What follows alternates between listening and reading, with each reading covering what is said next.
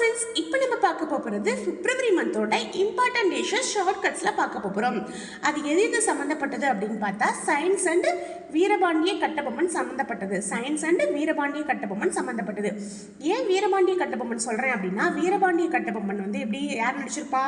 நம்ம சத்ரபதி சிவாஜி நடிச்சிருப்பாரு. அதில் எதை பற்றி பேசியிருப்பாங்க? சமூக நீதியை பற்றி பக்கம் பக்கமாக பேசியிருப்பாங்க.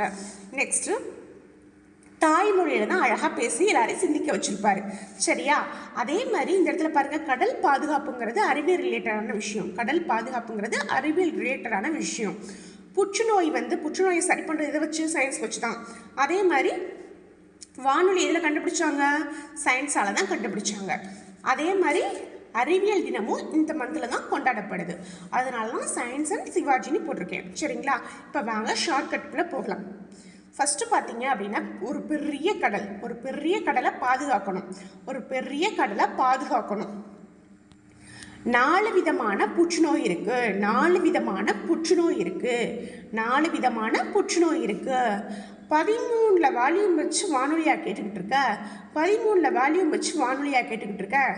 ஓகேங்களா? அடுத்து 19 வயசு கொண்ட நம்ம வீரபாண்டிய கட்டபொம்மன் சமூக நீதியை பற்றி 20 பக்கம் பேசியிருப்பாரு. எதில்? அந்த படத்தில். சரிங்களா? எதில் பேசியிருப்பாரு? தாய்மொழியில் தான் பேசியிருப்பார். 21 மொழிகள் இருந்தாலும் தன்னோட தாய்மொழியில் தான் பக்கமாக 20 பக்கத்துக்கு பேசியிருப்பார். சரிங்களா? அப்படி பேசி மக்களை ரெண்டு விதமாக சிந்திக்க வச்சுருப்பார். சரிங்களா? தேசிய அறிவியல் தினம்ங்கிறது 28.